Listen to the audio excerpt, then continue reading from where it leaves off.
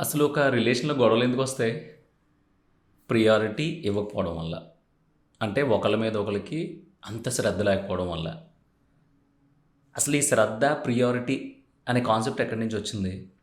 నువ్వు స్టార్టింగ్‌లో ఏదేదో స్వర్గాలు చూపించేసి, దాన్నేమంటారో చేటభారతం లాంటి కవితలు రాసేసి, ఈరోజు నువ్వు కనిపించకపోతే ఇంకా ఆల్మోస్ట్ ప్రాణం పోయినట్టుంది అని చెప్పేసి, నువ్వు తినకపోతే ప్రాణం గిలగిలగిల కొడేసుకుంటుంది అని చెప్పి ఇలాంటి మెట్ట వేదాంతాలు మెట్ట కవితలన్నీ చెప్పిన తర్వాత ఇవన్నీ వాళ్ళకి బాగా నచ్చి వాళ్ళు ఫుల్గా అట్రాక్ట్ అయిపోయి దాని అమ్మ అసలు మా బాబు కూడా చూసుకోడు ఇలాగా, అసలు మా అమ్మ కూడా ఎప్పుడు నన్ను ఇలా అడగలేదు అని వాళ్ళ అమ్మా నాన్నల కంటే ఎక్కువ స్థాయిలో మనల్ని ఊహించేసుకుని, అది ఆడైనా కావచ్చు మగైనా కావచ్చు, వన్ ఫైన్ డే అంతా అయిపోయింది, గుంట పడిపోయింది, లేదంటే గుంటడు పడిపోయాడు. అంటే అమ్మాయి అబ్బాయి ఎవరైనా ఎవరి సైడ్ నుంచి అయినా ఇలాంటి ప్రయత్నాలు చేసి అవతలోళ్ళు ఫుల్లుగా మునిగిన తర్వాత ఇంకేముంది, పని మొదలుపెట్టావు, పని కంప్లీట్ అయింది. సో ఇప్పుడు అసలైన బతుకు తెరువు కోసం నువ్వు పరుగు మొదలు పెడతావు. అర్థం లేదా చెప్తాను. ఒక అబ్బాయిని ఒక అమ్మాయి ట్రై చేసింది అనుకుందాం, లేదంటే ఒక అమ్మాయిని ఒక అబ్బాయి ట్రై చేశాడు అనుకుందాం. ఫస్ట్లో ఇందాక నేను చెప్పిన కవితలన్నీ చెప్పేసి ఆ అమ్మాయి పడేదాకా, లేదంటే ఆ అబ్బాయి తన వైపు చూసేదాకా పిచ్చుకుక్కలా తిరిగేసి, వన్స్ పడిపోయిన తర్వాత ఇంకా ఈ పర్సన్ తప్ప మనకి బెటర్ ఆప్షన్ దొరకదు, బెటర్ హాఫ్ మనకి ఇదే అని చెప్పి ఫిక్స్ అయిపోయిన తర్వాత ఏముంటుంది ఇంక ట్రై చేయడానికి? నువ్వు పడిపోయావు, ఆల్మోస్ట్ నుంచోమంటే నుంచుంటున్నావు, కూర్చోమంటే కూర్చుంటున్నావు, ఆ స్టేజ్లో ఉన్నావు. సో ఇంకా నీ దగ్గర నేను కవితలు చెప్పాల్సిన అవసరం ఏముంటుంది, పాటలు పాడాల్సిన అవసరం ఏముంటుంది, నిన్ను పొగడాల్సిన అవసరం ఏముంటుంది, అసలు నువ్వు ఎంత విలువైన దానివో నాకు చెప్పాల్సిన అవసరం నాకు ఏముంటుంది? కేల్ కథం దుకాన్ బంద్ అంతా అయిపోయింది, తర్వాత వీడి పని ఇటు చూసుకోవడం మొదలు పెడతాడు. సో ఎప్పుడైతే మొదట్లో ఉన్నంత ఫోకస్ లేదో, ఎప్పుడైతే మొదట్లో ఉన్నంత దాన్ని ఏమంటారో డెడికేషన్ లేదో, ఎప్పుడైతే మొదట్లో ఉన్నంత ప్యాంపరింగ్ దాన్ని ఏమంటారో జో కొట్టడాలు బొజ్జో పెట్టడాలు లాంటివి లేవో, ఆబ్వియస్గా వెళ్ళే కొద్దీ అవతల పర్సన్కి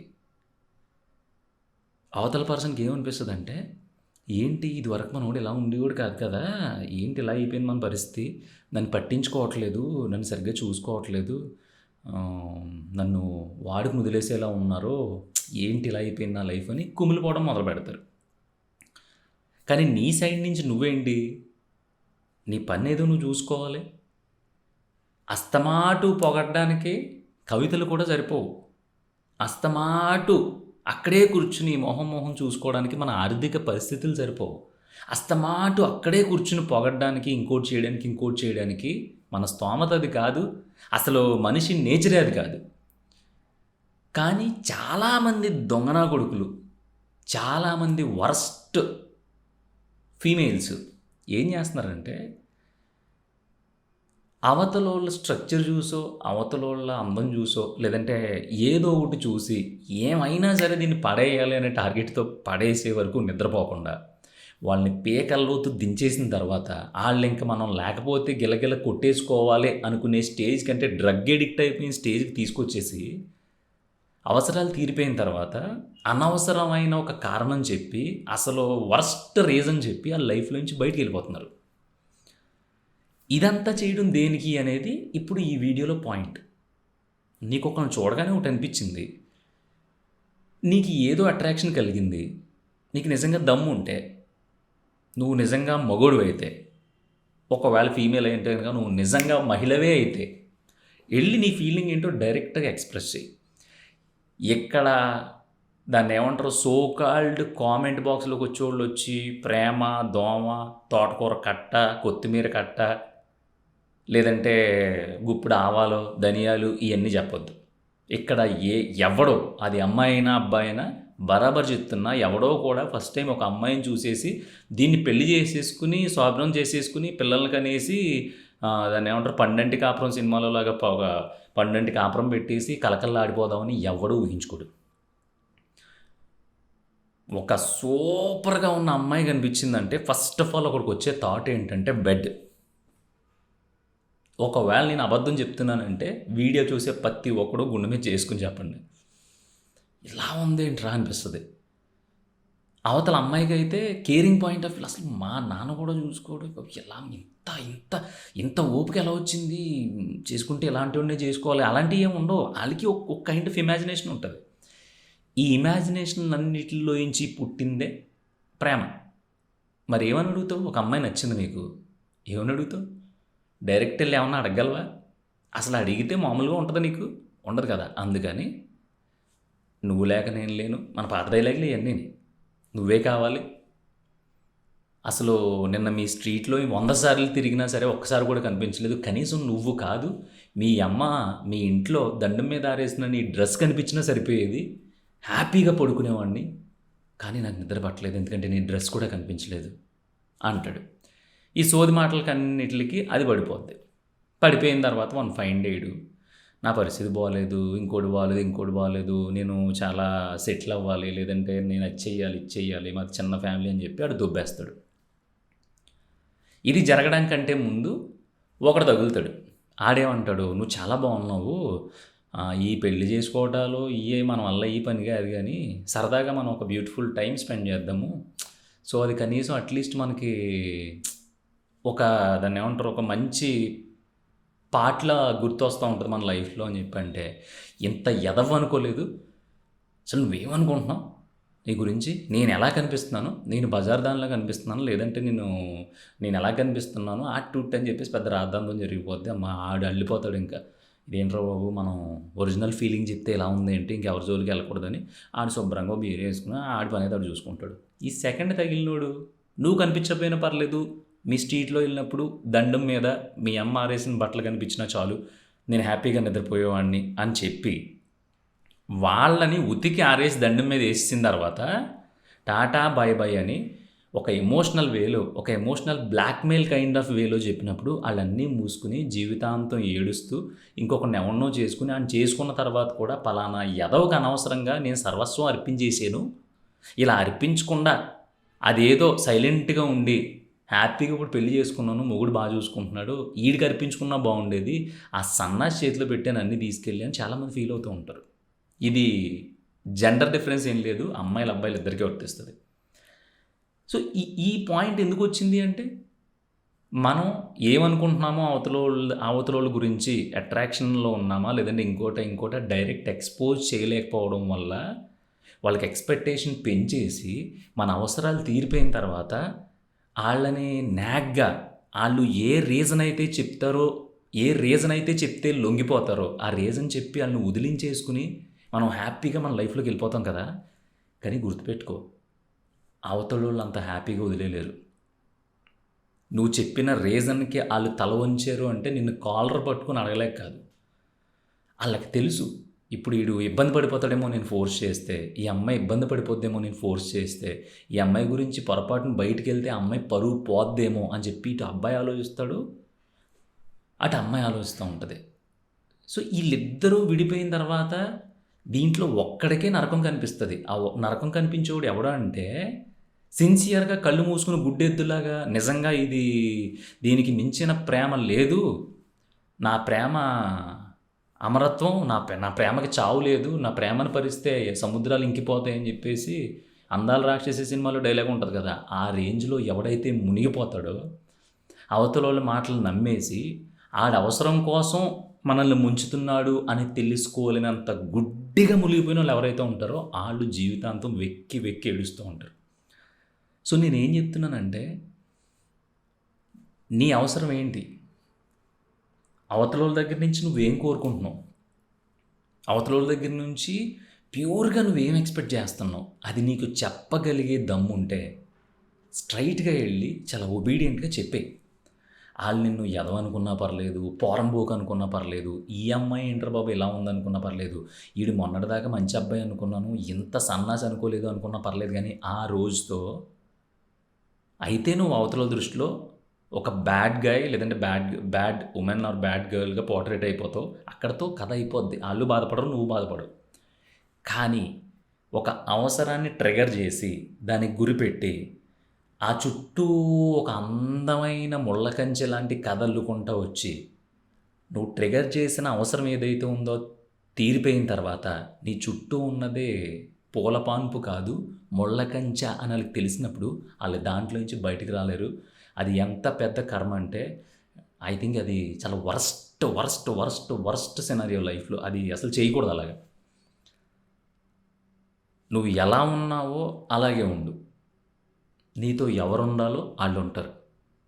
అంతేగాని అవసరాల కోసం మనల్ని మనం మార్చేసుకుని, అవసరాల కోసం అవతలోళ్ళని మార్చేసి, ఆళ్ళు మారిన తర్వాత నువ్వు ఫస్ట్‌లో ఉన్నప్పుడే బాగున్నావు, ఇప్పుడు మారిపోయావు కాబట్టి నాకు నచ్చలేదని వదిలేసి వెళ్ళిపోవటాలు. అసలు ఏ రీజను లేకుండా వెళ్ళిపోవడాలు. అవతలోళ్ళు ఎవరన్నా చిన్న క్వెషన్ ఏసినా, లేదంటే చిన్నగా ఏదన్నా ఏంటి అని నిలదీసినా, అంగో నువ్వు నన్ను అనుమానిస్తావా? నువ్వు నన్ను ఇది జేస్తావు, అది జేస్తావు అని చెప్పి వెళ్ళిపోవడం కరెక్ట్ కాదు.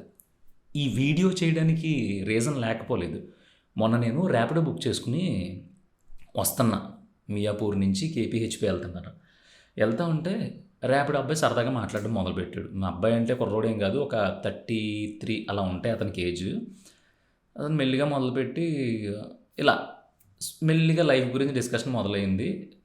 నిజాంపేట దగ్గర ఫుల్ ట్రాఫిక్ జామ్ అయితే, ఏమో అన్న ఎవరో ఇద్దరు బండి మీద అమ్మాయి, అబ్బాయి గట్టిగా ఇంకా మధ్యలో గాలి కూడా వెళ్ళేంత గ్యాప్ లేకుండా హగ్ చేసుకొని కూర్చుంటే ఆడు నవ్వాడు. ఎందుకు బాసు ఆళ్ళని చూసి నవ్వుతావు అంటే మొదలుపెట్టాడు. ఒక అమ్మాయిని ప్రేమించానన్నా, ఆ అమ్మాయికి నేను ప్రేమించినప్పుడు ఏమీ తెలీదు. అంటే కొంచెం ఊరమ్మాయిలా ఉండేది. హైదరాబాద్ వచ్చింది. నా కోసమని వచ్చానని చెప్పింది. వచ్చింది, హ్యాపీగా తిరిగాము. ఒక ప్రేమికుల మధ్యలో ఏమేం జరగాలో అన్నీ జరిగిపోయినాయి. తర్వాత మెల్లమెల్లగా ఇక్కడ హైదరాబాద్‌లో నాకు పరిచయమైన ఫ్రెండ్ ఎవడైతే ఉన్నాడో, ఆడు నేను వెళ్ళేవాళ్ళం అమ్మాయిని కలవడానికి. నన్ను డ్రాప్ చేసేవాడు. నాకు బైక్ ఉండేది కాదు. సో, డ్రాప్ చేసేవాడు. మేమిద్దరం సరదాగా సినిమాకెళ్తే సినిమాకి అలా వెళ్ళిపోయేవాళ్ళం. నేను ఓ రోజు ఏం చేశానంటే, నేను చేసింది తప్పు. సరే ఎప్పుడన్నా నా ఫోను కలవకపోతే నువ్వు భయపడకు, నువ్వు కంగారు పడిపోకు, నేను చాలా సేఫ్‌గానే ఉంటాను అని చెప్పి ఓవర్ యాక్షన్ చేసి, మా ఫ్రెండ్ ఈడు ఇగో ఈ నెంబర్ కూడా తీసుకో అని చెప్పి ఆ నెంబర్ కూడా ఇచ్చి, అక్కడి నుంచి జాగ్రత్తగా మొత్తం ముగ్గురు జస్ట్ ట్రావెల్ చేయడం మొదలుపెట్టారు. ఈడి పాత్ర ఏం లేదు మూడోవాడిది.